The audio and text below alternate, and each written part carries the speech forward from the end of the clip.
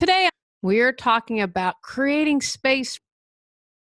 Do you have room to create what you desire?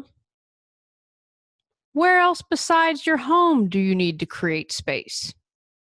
How can you easily and effortlessly create space in your life? Let's finish up our month and the year tidying up. Does your clutter own you?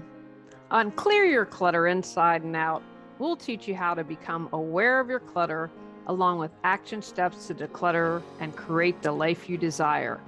Come on, let's get started. Today's episode is inspired not only as my work as a professional organizer and supporting others in clearing space in their home, but also my healing work that I do. You can't create what you desire if you're crammed full of stuff you don't want. Feng Shui talks about clearing your clutter to bring what you desire into your life. Creating space is the same thing. When I do energetic work, a lot of it is about creating space. When I've cleared stuff, moving around that spiral, going up on the spiral, up-leveling, which is one of my new favorite words, I get this feeling of expansionness. I don't know how to describe it. It's something you'd have to experience. But I feel as big and as expanded as the universe, and I know anything is possible. Why would you want to create space? If you aren't seeing in your life what you desire, that may be motivation enough to create space. If you have clutter everywhere, how can the universe bring you more of what you desire? Because what you're signaling is, you're good to go. You don't want anything else. You got enough. Creating space allows us room to create and think. If there's no space in our mind, how can we do that? Think about your current desk area or wherever you do work. Can you think more clearly after you've tidied it up? It also allows us to be more creative.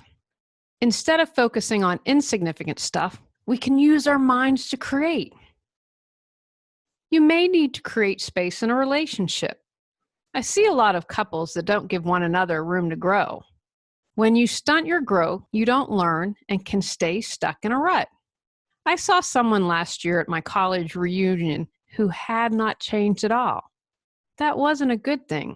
She was the same narrow-minded person she was 25 years ago, and it made me think she hadn't grown in any way at all. Creating space helps you focus on what's important when you realize what's taking up space isn't important. Creating space allows you to be more proactive. You become very clear on what's important and take steps to make it happen. Creating space can support you in helping you to say no. When you know what you desire, you can say no to what you don't. Creating space allows you support in finding your passion. When you open up to what else is possible, you can find things maybe that you never knew existed.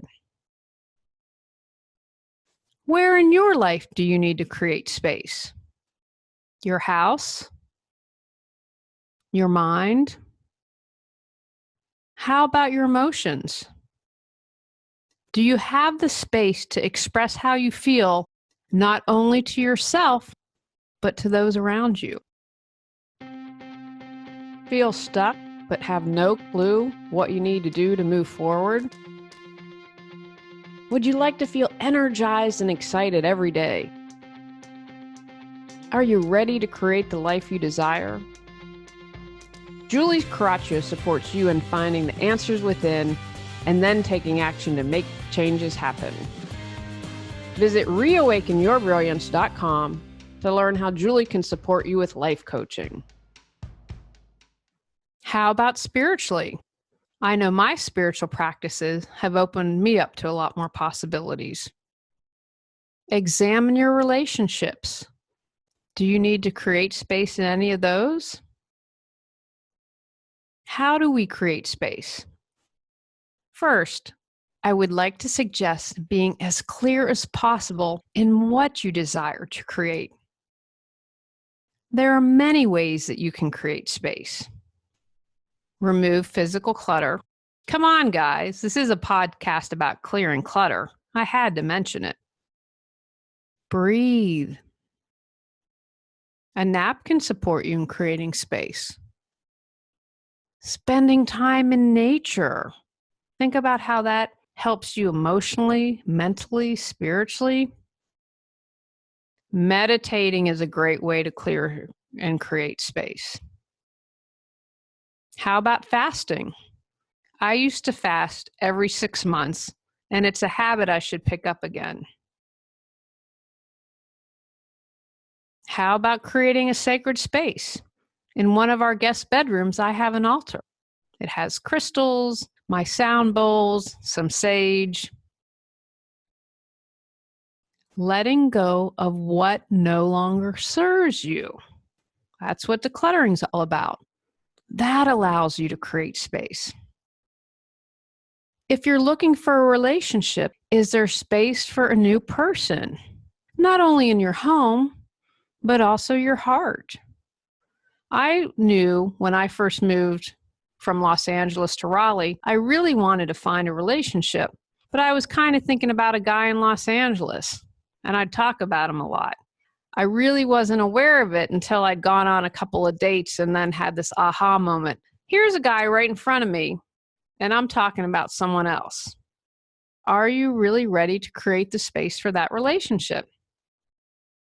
I also believe don't jam pack your schedule. Some people say they allow space for emergencies. I like to say I allow space to create opportunities. How else could you create space in your life? There are numerous ways to do this. What makes sense to you? How will you create space in your life? Take actions from today's podcast. Where in your life do you need to establish space? Be clear in what you would like to bring into your life. Make a list of all the ways you can create space in your life.